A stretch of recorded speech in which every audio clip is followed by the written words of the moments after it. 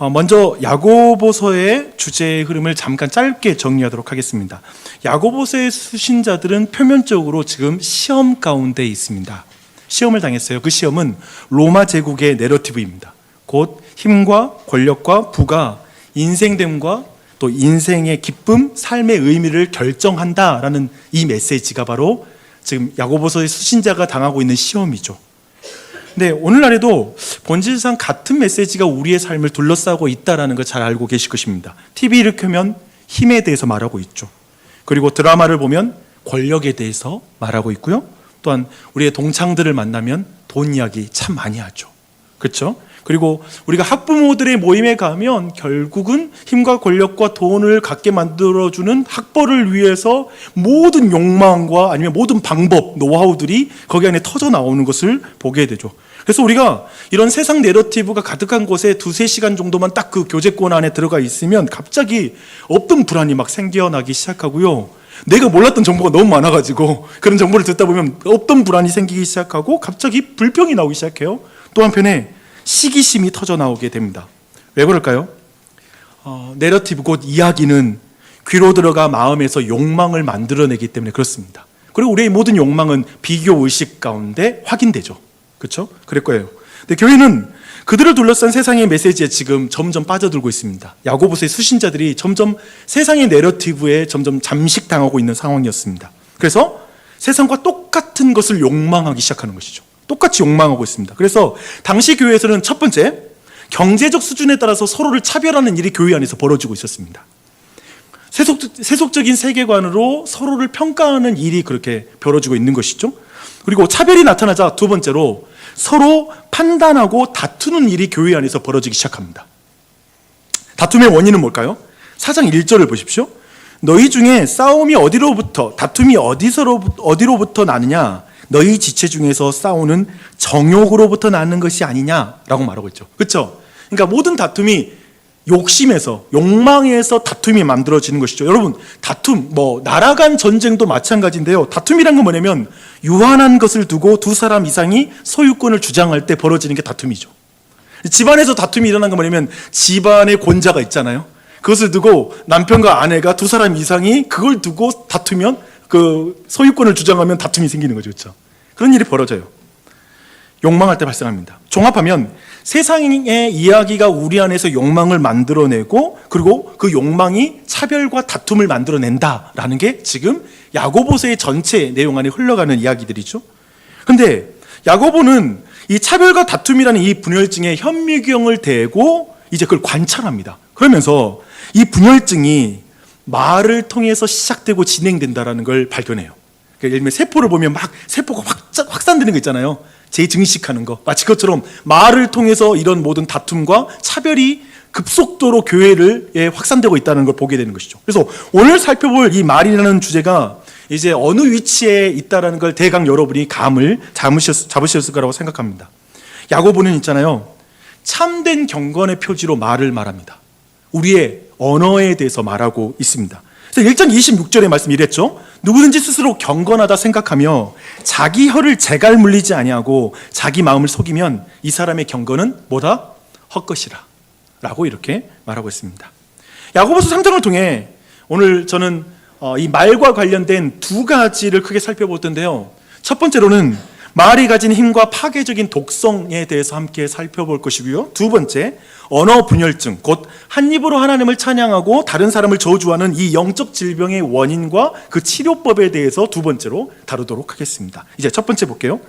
사실은 이 야고보서 이 3장은 얼핏 보면 좀 이해하기 힘든 말과 관련된 주제를 시작합니다. 그 1절 말씀 봐보세요. 내 형제들아, 너희는 선생된 우리가 더 큰 심판을 받을 줄 알고 선생이 많이 되지 말라 라고 이렇게 말하고 있습니다. 선생, 교사에 대해서 한번 생각해 보게요. 그리고 더 나아가면 교수까지 말할 수 있겠죠. 그렇죠? 동서양을 막론하고 많은 사람이 될 수 있다면 선생이 되기를 원합니다. 잠깐 이렇게 딱 말하니까 갑자기 우리 교회 최근에 교수 되신 분 계셔가지고 제가 이제 불편해졌어요. 약간 말하기 좀 어려워졌어요. 좀 이해하고 잘 들어주세요. 네. 사실 전통적인 사회에서 사실은 이런 선생의 자리는 굉장히 그 중요성을 늘 인정받아 왔습니다. 또한 자신의 말이 타인의 인생에 지대한 영향을 끼친다라는 건 어떤 한 사람에게 굉장한 보람을 느끼게 만들고 그건 굉장한 어떤 기쁨을 주는 일이죠. 그래서 어쩌면 우리 모두 자녀들에게 한 선생이 되고 싶은데 우리 자녀들에게 우리의 말이 되게 지대한 영향을 끼치는 부모가 되고 싶은 마음 있잖아요. 그 마음을 안다라면 교사가 되고 싶고 선생이 되고 싶어하는 사람들의 어떤 갈망을 충분히 이해할 수가 있습니다. 그런 면에서 교사에 대한 사회적인 중요성과 그리고 영향력이 약화되는 교실 현장으로 인해 요즘 교대의 인기가 굉장히 시들해졌다는 말을 들었습니다. 선생이 되고 싶지 않은 거죠. 많은 사람이 되고 싶지 않다라고 이렇게 말할 수 있을 것입니다. 그런데 야고보는 있잖아요, 좀 다르게 이 부분을 접근합니다.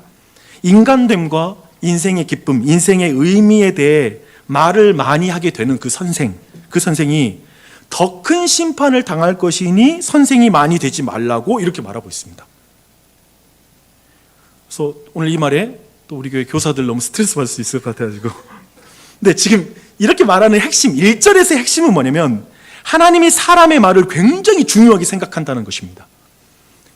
그런데 하나님이 이 사람의 말을 심각하게 생각하는 그 전제가 있죠. 어떤 전제냐면 사람들이 말의 힘을 간과한다는 것입니다. 우리는 좀 간과해요. 근데 지금 하나님이 1절에서 난 굉장히 이걸 중요하게 생각해 라고 우리에게 지금 1절에서 우리에게 말해주고 있다라고 보시면 됩니다. 근데 왜 간과할까라는 이런 질문을 한번 할 필요가 있습니다. 왜 우리는 말의 힘을 간과할까? 왜 간과하는지 3절에서 5절의 말씀을 여러분 눈으로 보시면서 한번 말씀 들어보십시오. 야고보는 말이라는 그 홀스 있잖아요. 홀스. 그렇죠? 말이라는 거대한 동물을 그 입에 재갈을 물려 통제하는 것을 이제 비유합니다. 그 말의 중요성을. 그리고 커다란 배를 광풍이라는 조건을 또 더해요.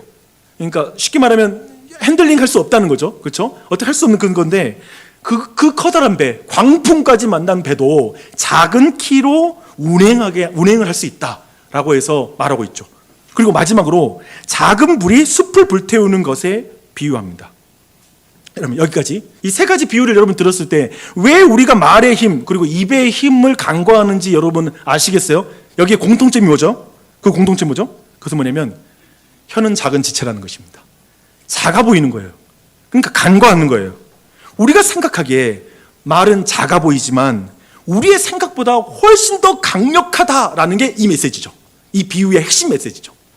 그러니까 우리가 가정을 위해 그리고 우리가 너무나 수고해서 가정을 행복하게 만들기 위한 부모들의 노력이 많잖아요. 근데 의외로 내 말 한마디가 중요하다는 걸 간과하기 쉽죠. 돈을 대신 많이 벌어오거나 다른 조건을 아이들에게 선물하는 게 더 중요하다고 생각하는 경향은 강하지만 내가 오늘 애들한테 말 한마디 잘하게 해주세요. 주님, 내가 말 한마디 내 아내에게 잘하게 해주세요. 이것을 굉장히 중요한 가치로 생각하기는 쉽지 않죠. 왜냐하면 작아 보이니까. 다른 게 커 보이는 이런 식의 착각이 여기 안에 있다라는 걸 좀 보면서 말씀을 더 주목하면 좋겠습니다. 사실 모든 사회는 말의 강력함을 그렇게 강조하고 설명하는 격언들이 다 존재합니다. 우리말에 이런 말이 있죠. 말 한마디에 천냥빚을 갚는다. 그렇죠? 딱 이해되죠? 천냥의 현재 가치가 5천만 원에서 7천만 원 정도가 된다고 합니다. 야, 말 한마디에 그거 갚는 거예요. 근데 이 속담은 말을 잘해서 이득을 취한다라는 그런 의미도 있지만 말 잘못하면 손해볼 수 있다라는 의미까지 포함한 걸 이 속담 안에 또 담겨진 의미죠. 또 명심보감 보니까 구시화지문 설시참신도라는 말이 있는데요. 입은 화를 부르는 문이고 혀는 몸을 자르는 칼이다 라는 이런 의미를 가지고 있습니다. 비슷한 의미이죠. 그리고 히브리 지혜문학의 절정인 잠언서 18장 21절은 이렇게 말합니다. 죽고 사는 것이 혀의 힘에 달렸나니 혀를 쓰기 좋아하는 자는 혀의 열매를 먹으리라. 참 비슷비슷한 말인 것 같아요. 어느 사회에나 말의 중요성을 강조하고 있습니다. 그런데 성경에서 이 말에 대한 강조는 실용적인 것의 차원을 넘어선 중요성을 갖고 있습니다. 좀 더 다른 근거를 가지고 있는 걸 좀 먼저 한번 오늘 살펴봤으면 좋겠습니다. 그러려면 우리가 이 말의 언어의 역사, 성경을 통해서 말의 역사를 한번 우리가 볼 필요가 있습니다. 하나님은 있잖아요, 말씀으로 온 세상을 창조합니다. 이게 성경의 기록이죠. 말씀으로 온 세상을 창조하세요. 그리고 쉽게 말하면 말은 있잖아요, 모든 현실을 창조하는 능력이 있습니다. 엄청난 능력이죠. 그리고 하나님은 사람을 하나님의 형상대로 만드시죠. 쉽게 말하면 말은 사람의 자아상을 만들어냅니다. 그리고 하나님은 사람에게 하나님을 대신해서 하나님처럼 세상을 통치해라 라고 이렇게 명령을 주십니다. 근데 이 명령의 의미가 창세기 2장에는 굉장히 재미있게 우리가 잘 이해할 수 있게 이 명령의 의미가 연속되는 사건으로 두 가지 기록이 아주 중요한 기록이 있어요. 먼저는 뭐냐면 하나님이 흙으로 만든 모든 들짐승과 새를 아담에게로 이끌어갑니다. 그리고 아담이 그 각 생물을 부르니 곧 그 이름이 되었다라고 이렇게 말하고 있습니다. 놀랍게도 아담에 의해서 피조물들의 정체성이 지어지는 거예요. 그러니까 하나님의 그 창조 사역에 동참하는 거죠. 그러니까 그게 원래 하나님의 형상으로 지어졌단 말이에요. 하나님이 말씀으로 세상을 창조하듯이 오늘날에도 우리는 말을 통하여서 누군가의 정체성을 만들어주는 것이죠. 그럴 수 있는 능력이 우리의 말에 있다는 걸 말하고 있습니다. 이것은 하나님이 아담에게 취한 갈빗대로 여자를 만들고 아담에게 이끌어올 때 또 아주 아름답게 그려주고 있어요. 그때 아담이 이렇게 말합니다. 내 뼈 중에 뼈요, 살 중에 살이로다. 남자에게 취하였은즉 여자라 부르리라. 이렇게 이제 부르게 됩니다. 여기서 확인할 건 이거예요. 이 한 가지입니다. 아담이 말을 통해서 특별히 사람의 자아상을 만든다는 것입니다. 이건 오늘날에도 벌어지는 일이에요. 우리의 말을 통해 누군가의 자아상이 만들어지는 거예요. 그걸 보게 돼요. 그래서 이렇게 말은 사람을 살리는 능력이 있어요. 그 사람의 진짜 이름, 그거 있잖아요. 뭐 우리 시도 있지만 누군가의 이름을 진짜 불러준다는 건 엄청난 행복한 존재로 만드는 능력이 있죠. 그런 능력이 말에 있어요. 하지만 반면에 말은 사람을 파괴하는 능력도 동일하게 가지고 있습니다. 그래서 이것을 잘 간파한 자가 누구냐면 뱀의 형상으로 아담에게 다가온 그 사탄이 이걸 굉장히 잘합니다. 그래서 사탄은 어떤 식으로 말을 파괴시키냐면 사탄은 하나님의 말씀을 아담으로 하여금 간과하게 만들어요. 오늘날에도 벌어져요. 물론 오늘 이 시간에도 벌어질 수 있죠. 너는 말해. 나는 안 들을 테니까. 뭐 그럴 수 있고. 들어. 내 방식으로 이해할 테니까. 모르겠어요. 좀 진지하게 생각해 봐야죠. 그러니까 말을 간과하게 만들죠. 그렇죠? 사탄은 하나님의 말씀을 간과하게 만들어요. 말씀의 능력을 무시하게 만듭니다. 대신 하나님이 금지한 열매가 하나님이 아담에게 주실 모든 것을 대신 줄 수 있다라고, 그런 능력이 하나님이 금지한 열매 안에 그 능력이 있다라고 이렇게 거짓말을 하게 되죠. 최초로 세상의 내러티브를 아담과 하와에게 들려준 거예요. 이 이야기가 사람에게 욕망을 일으키죠. 저 열매에 모든 능력이 있어, 힘이 있어, 너로 하여금 하나님이 되게 하는 그 지위를 줄 거야, 권력을 줄 거야 라고 이렇게 속삭이죠. 그러니까 세상의 내러티브, 그러니까 피조물 안에, 물질 안에 그 능력이 있다는 걸 이제 아담에게 사탄이 말하고 있습니다. 그러자 그 이야기를 듣자 사람의 안에 욕망이 불일 듯 일어나죠. 그래서 그때 말씀은 뭐냐면 이제 그 나무 열매를 보는데 보암직도 하고 먹음직도 할 만큼 탐스럽게 보였다라고 하는 욕망으로 이글거리는 눈으로 그 모든 물질을 바라보게 되는 상태가 되죠. 우리가 때로는 자동차를 보면서 이글거리는 눈, 좋은 아파트를 보면서 막 이글거리는 그 욕망의 눈도 비슷할 수 있겠죠. 그렇죠? 막 돈 잔고가 많이 찍힌 통장을 볼 때 그 이글거리는 눈도 비슷할 것 같아요. 아무튼 그런 부분이에요. 하나님이 아닌 인간이 스스로 이제 자신의 자아상을 결정하게 되죠. 이제 나는 신이다. 나는 하나님처럼 될 거야. 나는 자기의 정체성의 규정을 자신이 하는 그 죄를 범하게 되는 것입니다. 그리고 나서 그 죄를 범하고 나서의 나타난 현상은 뭐냐면 방금 전에 내 뼈 중에 뼈요 살 중에 살이라고 말했던 그 여자를 향해서 너 때문에 내 인생이 이렇게 망가졌어, 너 때문이야 라고 이제 완전히 말로 나의 정수 중에 정수라고 말했던 아내를 향하여 이제 너무나 무서운 말, 아내의 자아를 파괴하는 말, 비참하게 만드는 말, 죽이는 말을 하게 되는 것이죠. 그래서 우리는 이 역사, 말과 관련된 이 성경의 역사를 한번 주목할 필요가 있습니다. 이렇게 말과 관련된 성경의 역사를 보면 말을 잘하고 못하는 게 단지 실용적인 문제만은 아니라는 걸 우리가 깨닫게 됩니다. 뭐냐면 우리는 사실은 제가 볼 때는 집에서 우리 자녀 혹은 배우자에게 막말하고 밖에 나가서 말을 굉장히 조심히 가리는 것은 사실상 실용적인 이유가 있는 것 같아요. 왜냐하면 세상에서 말 함부로 하면 얄짤없죠. 그렇죠? 근데 집에서는 뭐 관계도 잘 안 깨지고 웬만큼 실수해도 그래도 어느 정도 넘어가주는 그 안정성도 있긴 하지만 그런 의미에서 그걸 간과할 때가 있죠. 실용적이에요, 되게. 우리가 말하는 거 조심하는 건 실용적인 이유가 되게 커요. 내게 이익이 있냐 없느냐에 따라서 달라지기도 하죠. 근데 지금 오늘 우리에게 주신 말씀은, 우리의 말은 사실 말씀으로 세상을 창조하시고 말씀으로 세상을 다스리시는 하나님의 사역에 어떻게 참여할 것인지를 결정하는 행동이라는 거예요.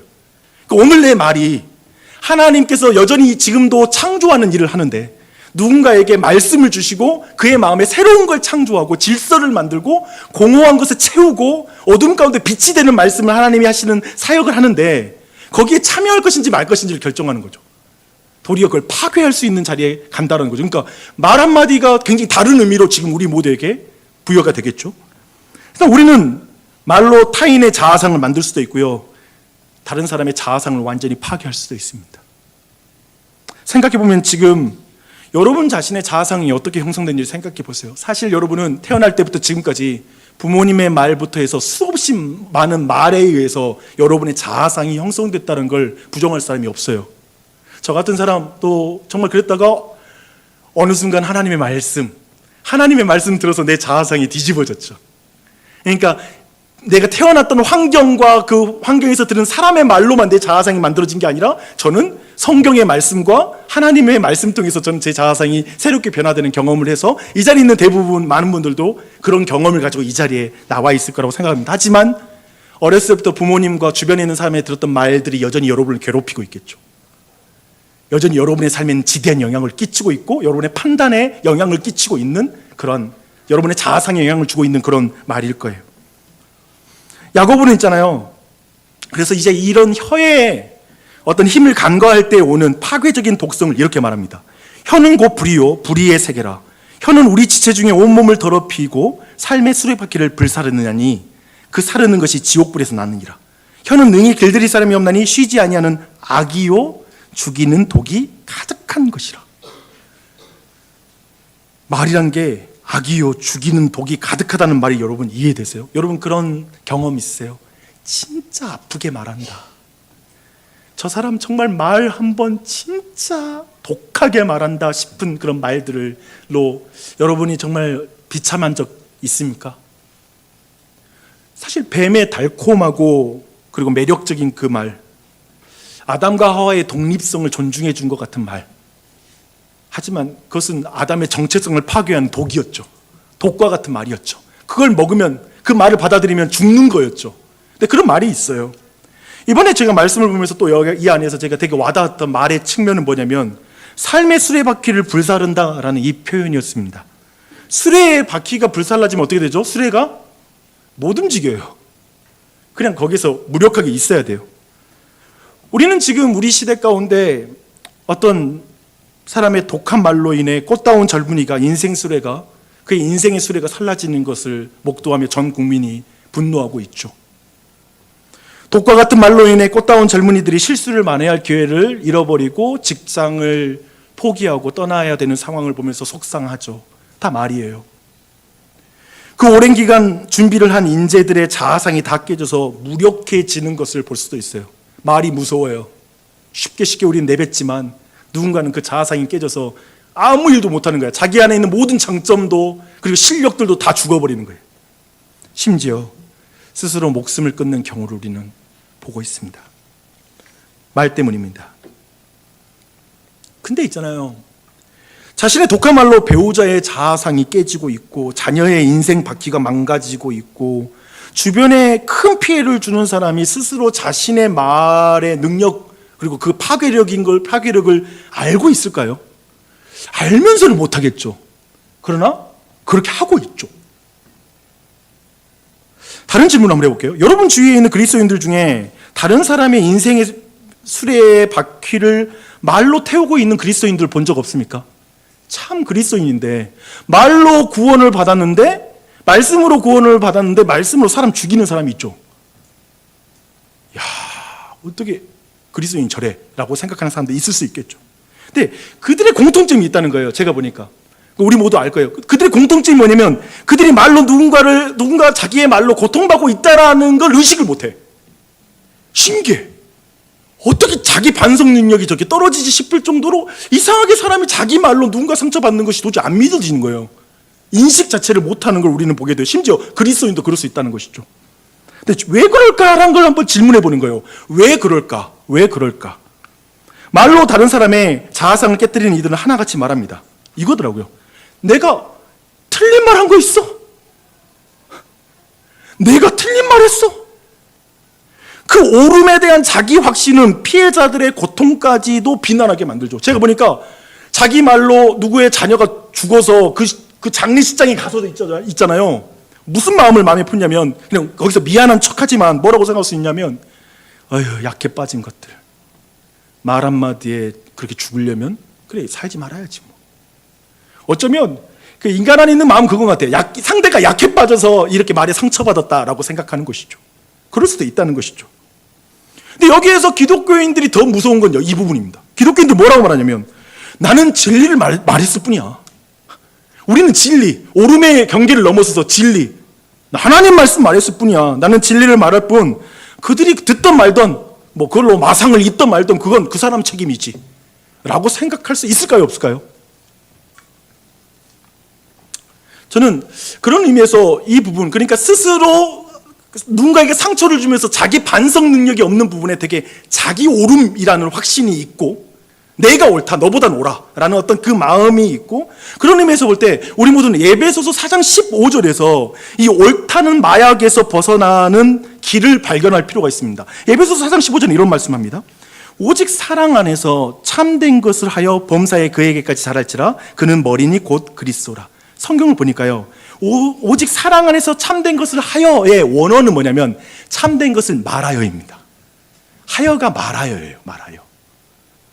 오직 사랑 안에서 참된 것을 말하라고 말해요. 그러니까 성경은 제가 볼 때 두 가지의 극단을 경계하고 있습니다. 먼저는 진리를 말하는 것이 두려워 사랑으로 공감하는 것으로 멈추는 극단입니다. 이건 오늘날 교회 안에서도 많이 벌어져요. 부직 민감하고 상대의 어떤 분명히 뭔가 잘못된 거 보여도 관계가 깨지는 것이 너무 두려워서 말을 못하는 거예요. 진리를 말하지 못하는 것이죠. 그래서 오늘날에 왜 그러냐면 오늘날에는 뭐 정치적 올바름이나 이런 모든 이 사회의 흐름은 뭐냐면 상대가 들었을 때 불쾌한 내용은 말하지 말라는 거니까. 그게 최악이기 때문에 교회 안에서도 다른 사람의 악을 봐도 그냥 눈 감고 넘어가는 게 그게 좋아라는 생각이 강하게 되는 것이죠. 그런 건데 진리를 말하지 않아요. 그냥 사랑으로 공감하고 네 들어주고 그냥 끝날 수도 있겠죠. 근데 이것도 하나의 극단이에요. 그리고 성경에서 말하는 또 다른 극단이 있습니다. 그 극단은 뭐냐면 사랑 없이 진리만 선포하는 극단입니다. 야고보서 5장 9절의 표현으로 말하면 자기가 심판자가 되어서, 그러니까 자기가 최종 심판자가 되어서 넌 틀렸어. 이건 뭐 부부 안에서 아니면 우리 사회에서 많이 벌어진 일이니까요. 넌 틀렸어. 필요 없어. 너가 틀렸어. 최종 심판자가 되어서 사랑 없이 나의 옳음만 말하고 아니면 날카롭게 성경까지 인용해서 그냥 상대를 그냥 강하게 진리로 공격할 수도 있겠죠. 세상에서든지 교회에서든지 양극단을 조심하십시오. 양극단을 조심하십시오. 그래서 성경은 뭐라고 말하면 사랑 안에서 진리를 말하라. 사랑과 진리가 같이 가야 된다는 것이죠. 특별히 당신이 사랑 안에서 진리를 말하지 않는 한 당신의 말은 독이 됩니다. 이게 묘한 거예요. 그러니까 목사들도 여기에 넘어질 때가 많죠. 난 진리를 말했을 뿐이에요. 근데 사랑 없게 느껴지면 그냥 상처되는 거예요. 독이 되는 거예요. 성경은 사랑이라는 방식으로 진리를 말하라고 말하고 있죠. 사랑이라는 방식으로 진리를 말하라. 사랑이 빠지면 실제로 그 사람은 진리에 관심을 두지 않는 거죠. 그러니까 사랑이 빠지면 내가 원래 진짜 말하려고 했던 말에 관심을 안 갖는 거예요. 내가 이게 틀렸다고 말하는 그 내용을 주목하지 않죠. 상대가 나를 사랑하지 않으니까. 거기서 벌써 불쾌한 거죠. 안 듣게 된다는 것이죠. 그런 의미에서 이게 이제 수준 높은 이야기인데 한번 들어보세요. 이런 말 되게 조심해야 되는데, 야, 다 너를 아껴서 하는 말이야. 야, 다 너를 사랑해서 하는 말인데 잘 분별하셔야 됩니다. 지금까지 쭉 나눴던 말씀을 좀 정리하고 다음으로 넘어가 볼게요. 지금까지 말에는 사람을 죽이고 살리는 힘이 있음을 성경의 역사를 통해서 쭉 살펴봤습니다. 특별히 말이 가진 독성을 중심으로 한번 말씀을 나눴고요. 그리고 거기 안에 우리가 말이라는 그 독성 있는 말을 하면서 왜 우리는 기만적으로 변할까? 왜 자기를 돌아보지 못할까 했을 때 자기 오름에 대한 교만함 가운데 눈이 잃어버릴 때가 많다라는 걸 말씀드렸고, 또한 사랑으로 진리를 말하는 측면, 어느 한쪽이 치우치는 것을 통해서 우리는 눈이 먼다 라는 어떤 그런 부분에 대해서 함께 말씀을 나눴습니다. 그렇다면 이제 두 번째 들어가 볼게요. 이제 언어 분열증, 곧 한 입으로 하나님을 찬양하고 사람을 저주하는 이 영적 질병의 원인과 치료에 대해서 함께 한번 살펴보도록 하겠습니다. 여기서 질문이 있습니다. 여러분이 생각하기에 그리스도인들은 말에 있어서 세상의 사람들보다, 비그리스도인들보다 성숙합니까? 아마도 우리나라에 성숙한 사람 5명이 있는데 그 5명을 만난 분은 그렇다고 말할 것이고 못 만난 분들은 그렇지 않다라고 말할 것 같아요. 그렇죠? 별로 차이 없던데? 라고 말할 수 있을 것 같아요. 여러분들이 경험한 그리스도인 부모님 그리고 동료들은 어떻습니까? 여러분이 만난 목회자들은 어떻습니까? 말에 있어서 좀 더 지혜로운가요? 또 성숙한가요? 야고보는 언어 분열증을 앓고 있는 교회의 상황을 이렇게 적나라하게 말합니다. 9절입니다. 이것으로 우리가 주 아버지를 찬송하고 또 이것으로, 입으로 하나님의 형상대로 지음받은 사람을 저주하나니 한 입에서 찬송과 저주가 나오는도다. 내 형제들아, 이것이 마땅하지 아니하니라. 그러니까 야고보의 입장에서 뭐냐면 이건 논리적으로는 불가능한데 현실적으로는 벌어진다 이거죠. 그래서 거기에 대한 안타까운 마음을 지금 이렇게 표현하고 있습니다. 그러니까 현실을 회피하지 않고 직면하는 실천적인 야고보는 진짜 이런 문제, 논리적으로는 맞지 않는데 근데 현실적으로 벌어지고 있는 이 문제를 직시하고 그것의 원인이 무엇인지를 이제 살펴보면서 특별히 11절과 12절의 비유 자체가 어떤 의미에서 그 원인을 우리에게 은근히 알려주고 있는 말씀이기도 해요. 한번 보면 샘이 한 구멍으로 어찌 단물과 쓴물을 내겠느냐, 내 형제들아 어찌 무화과 나무가 감람나무 열매를, 포도나무가 무화과를 맺겠느냐, 이와 같이 짠물이 단물을 내지 못하느니라. 잘 보면 물과 열매는 샘 구멍과 나무라는 내면에서, 근원에서 파생하는 거죠. 그런 의미에서 볼 때 우리의 입에서 나오는 언어 분열증의 원인은 마음에 있다는 것이죠. 마음에서 나오는 것이니까.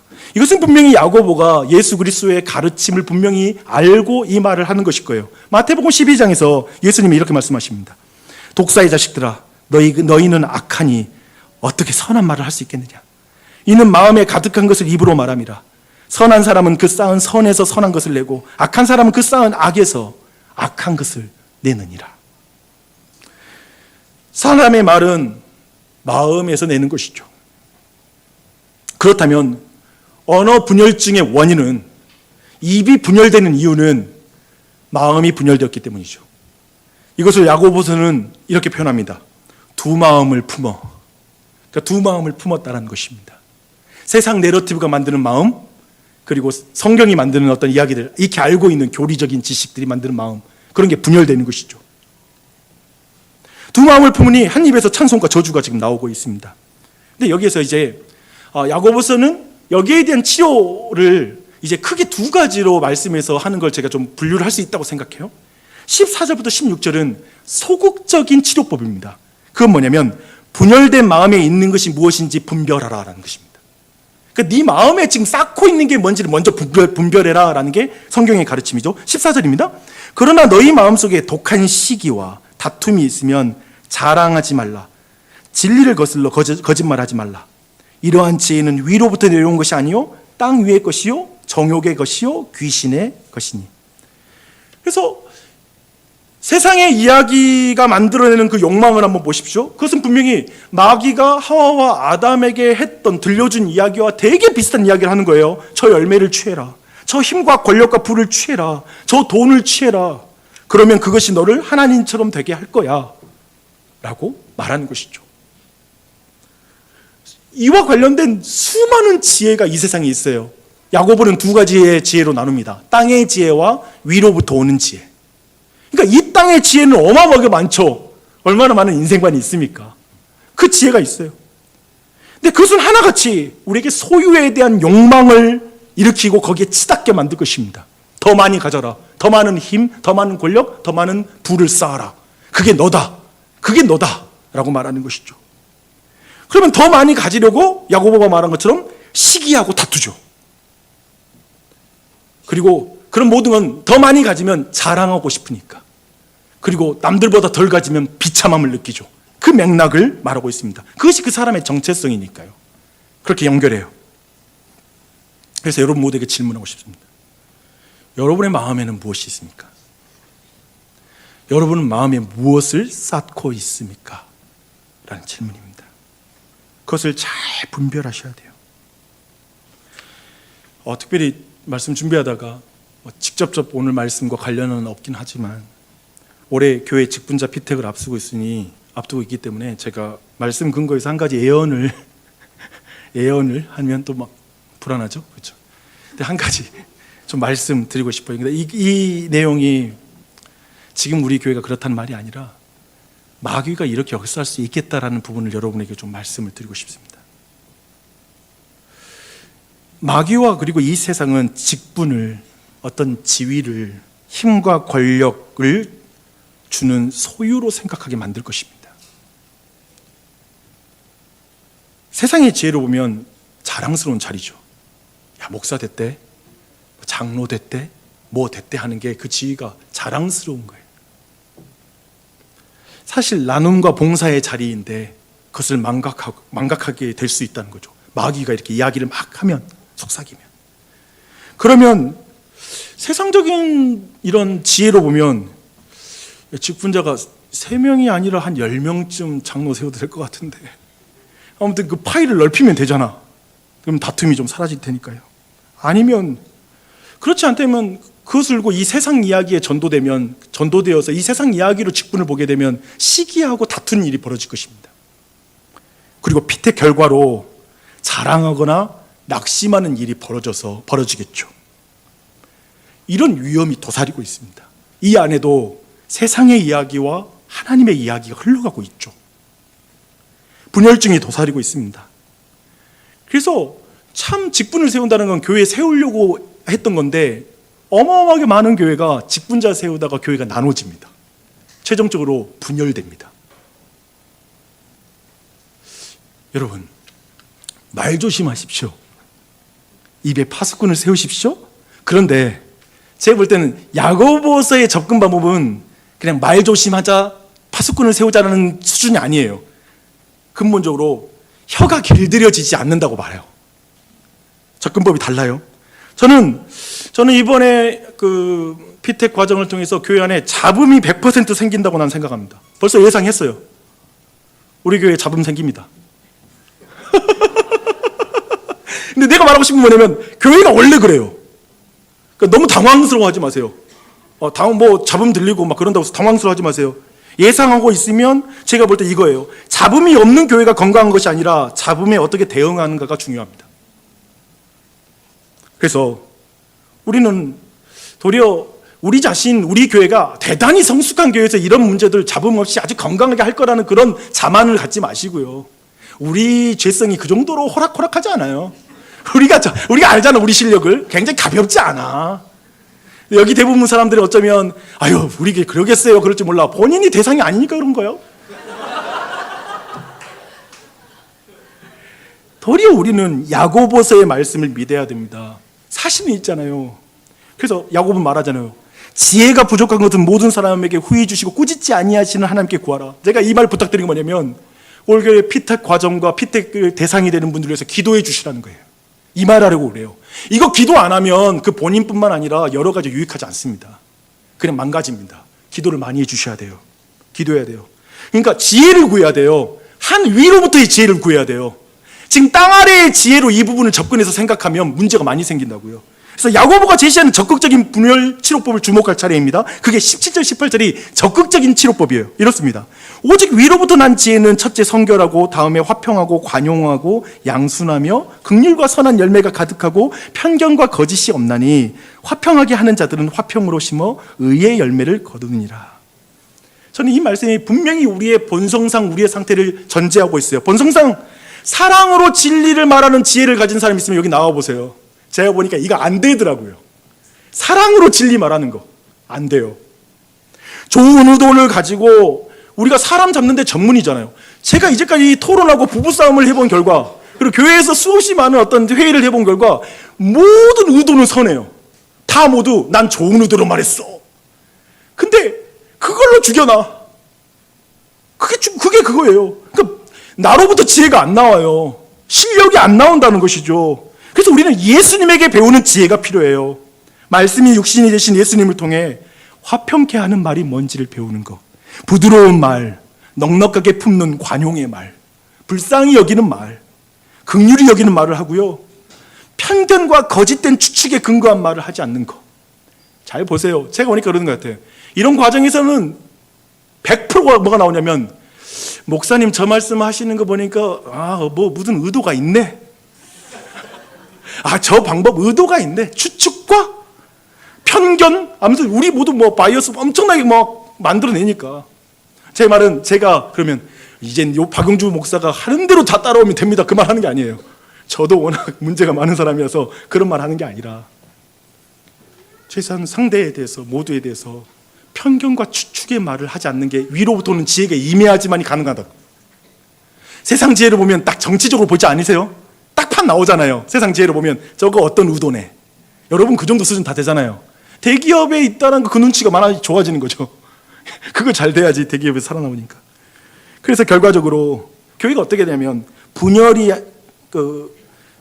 분열로 나아가게 되는 문제를 발생하는데, 지금 위로부터 오는 지혜를 통해서 분열이 아닌 화평으로 인도하는 말을 할 수 있다는 것이죠. 위로부터 오는 지혜. 그래서 제가 다른 거 없어요. 이 말을 하는 게 기도해야 돼요. 하나님께 지혜를 구해야 돼요. 부부 사이도 마찬가지입니다. 하나님께 지혜를 구하고 부부 사이를 자녀들과의 관계를 맺어가야 됩니다. 이게 사람에게서 나오는 지혜가 아닙니다. 말씀 정리하겠습니다. 우리 아버지 이틀 전에 퇴원하셨습니다. 아멘. 일부 기뻐하시고 별로 할렐루야. 우리 아버지 퇴원하셨어요. 어제 아버지 찾아뵙고 인사하고 갔습니다. 너무나 기도해 주셔서 감사해요. 근데 저는 어렸을 때부터 아버지와 어머니 사이에 벌어지는 그 말 배틀을 종종 봐왔습니다. 엄청났습니다. 진짜 겁에 질렸죠. 험한 말이 오갈 때 정말 서로의 자아상을 난도질하는 말들이었어요. 그냥 사람 죽여놓는 말들이죠. 부부가 결혼할 때 모두 그러려고 결혼한 건 아닐 텐데, 부부가 참 말 섞으면 참 무서워요. 그런 말을 보았습니다. 특별히 우리 아버지는 얼마나 욕과 저주를 찰지게 하시는지요. 기가 막혀 그토록 콕콕 아픈 말을 해요. 보통 말할 때는 두서없이 말씀하시는데, 서로 상처를 줄 때는 상대가 어디를 찌르면 상처를 받는지 우리는 너무 잘 알고 있는 그 말을 골라서 하죠. 그러면 작년에 우리 두 분 사이에 큰 다툼이 있었습니다. 근데 그 다툼이 있을 때 이제 우리 가족들, 자식들 모두 모여가지고 두 분 화해시키려고 모였는데, 우리 아버지가 우리 온 형제들을 분노케 하는 말을 한마디 하셨어요. 뭐냐면, 내가 사는 동안 한 번도 잘못한 적이 없다. 다 네 엄마가 잘못해서 내가 이렇게 됐다 하는데, 우리가 다 봤는데 왜 이러실까? 어떻게 이런 말을 할 수 있지? 그런 분노가 너무 치미는 거죠. 근데 주 안에 사랑하는 여러분, 한번 생각해 봐야 돼요. 저는 그런 생각 해봤어요. 제가 우리 아버지와 얼마나 다르게 난 살고 있을까?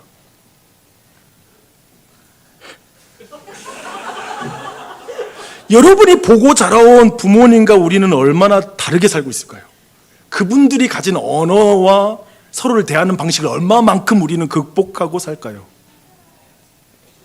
저는 결혼 생활하면서 제가 아버지를 많이 닮았다는 사실을 깨닫고 많이 겸손해졌습니다.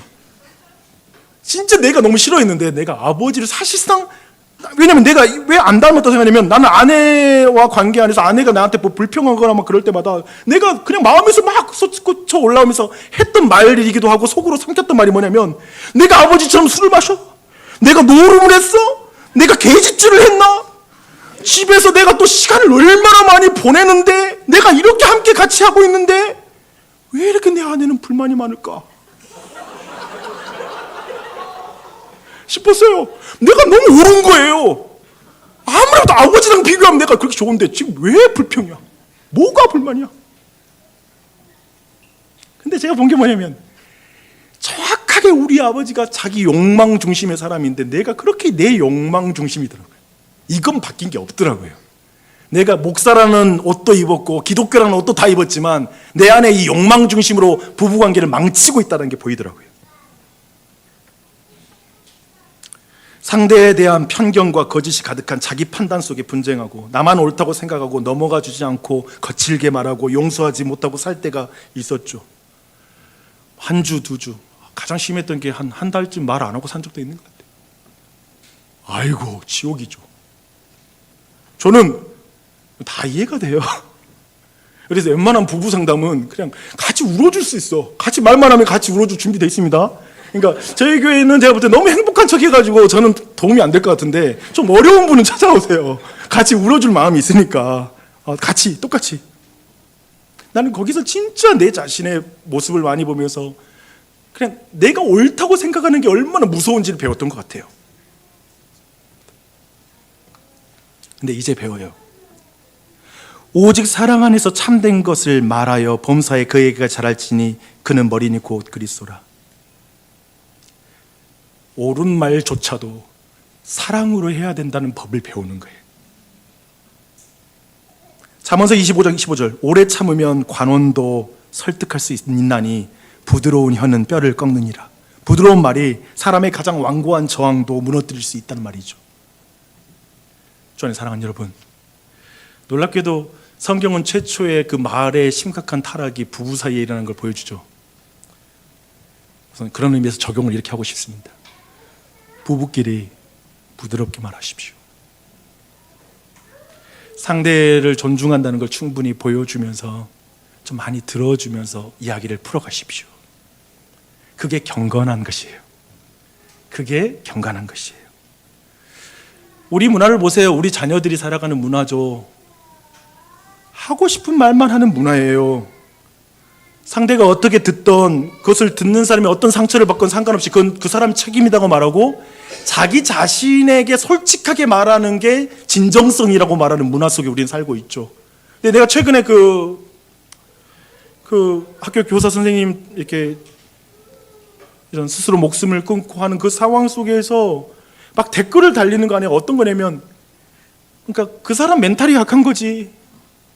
뭐 이런 식의 표현의 말들 안에서 그리고 제가 느끼는 뭐냐면 놀랍게도 자녀들이 그런데 부모들이 똑같이 반응하더라고요. 그 대목이 되게 흥미로웠어요. 이게 지금 부모가 하는 그 방식과 애들이 그냥 닮아간다는 게 너무 닮아가는 거예요. 근데 뭔 말일까? 우리 자신이 내 말만 하는 거예요. 더 이상 다른 사람의 감정과 상처를 주는 거에 대해서 그렇게 생각 안 하는 거예요. 호구되기 싫어가지고 사람 잡아먹는 호랑이가 돼요. 저는 사랑하는 여러분, 가정에서 자녀에게, 회사 가서 동료와 상사, 아랫사람에게 따뜻하게 말하십시오. 난 여러분에게 전도도 하라는 말 하고 싶지만 대단한 영웅적인 신앙생활보다 말을 따뜻하게 하는 법부터 배우십시오. 판단하지 마십시오. 그것이 경건한 것입니다. 그런 생각이 들어봤습니다. 우리 아버지의 말은 나의 자아상에 어떤 영향을 끼쳤을까? 저는 놀랍게도